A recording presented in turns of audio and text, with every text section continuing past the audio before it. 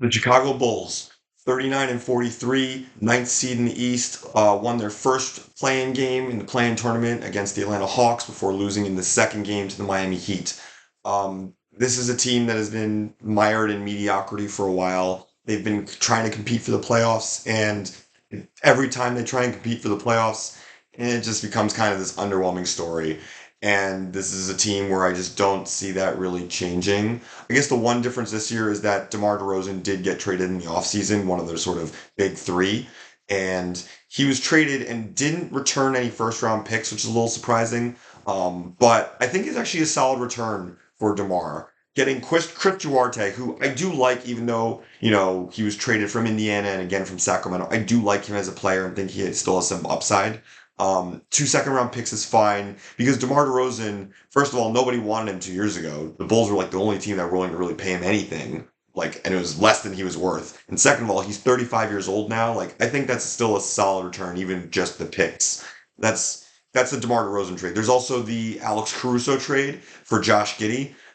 Caruso, I think, a lot of people rip the Bulls because they could have gotten some first, maybe even two first round picks for Alex Caruso.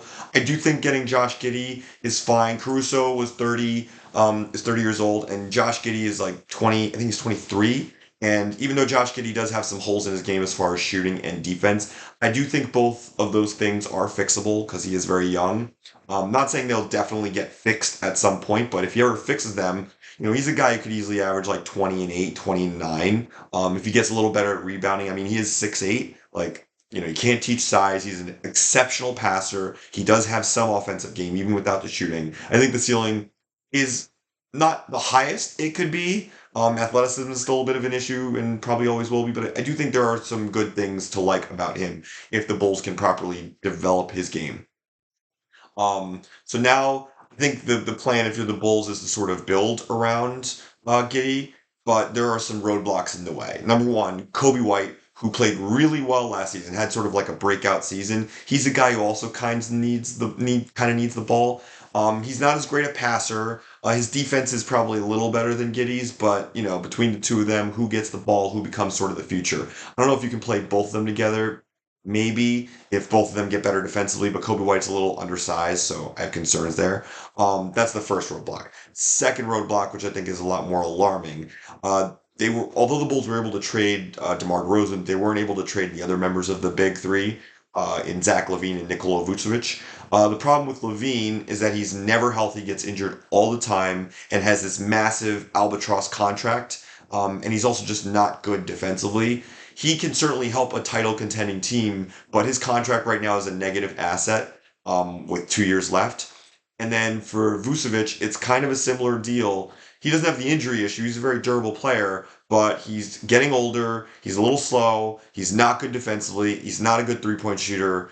It's just not a guy that like can really take your team to the next level without a lot of help or like a lot of better players on the roster. So for Chicago, even if you build around Kobe White instead of Giddy, and Giddy's a restricted free agent, which is the risk that the Bulls are taking with this trade. Like, you have to figure out a way to get rid of those two guys, Levine and Vucevic, as fast as you can, and build around Giddy, Kobe White, and Patrick Williams as well. Now Patrick Williams, he received, I have it here, 5 years, 90 million. That to me is kind of nuts. Like, there are good things about Patrick Williams as far as he's a good defensive player. He can do good things with the ball. He's not like a ball handler playmaker, but he can make good decisions.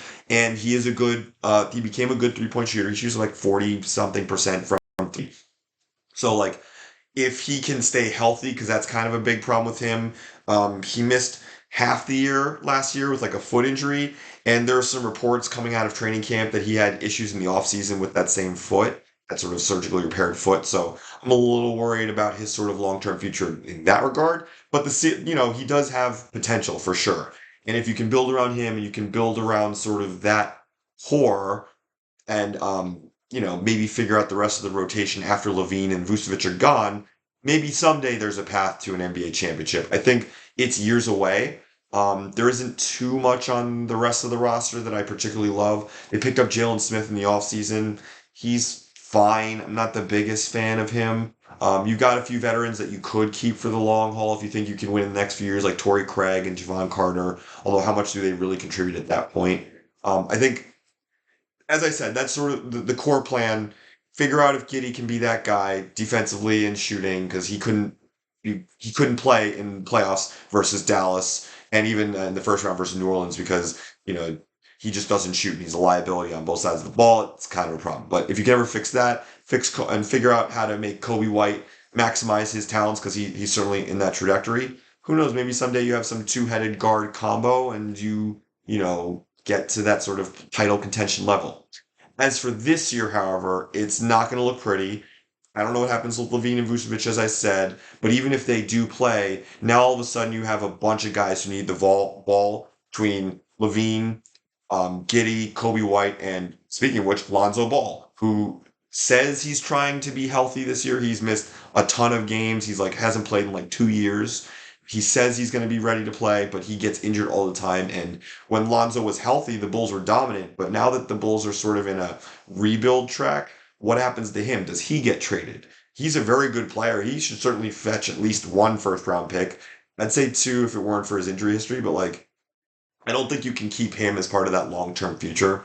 It just doesn't make sense to me. So, as I said, like figure out if you can get assets for all those veteran players, build around Giddy, build around Kobe White, and then maybe someday. But if the Bulls don't do any of that, they're going to go nowhere fast, and then we're going to be having the same conversation for the next 5 to 10 years.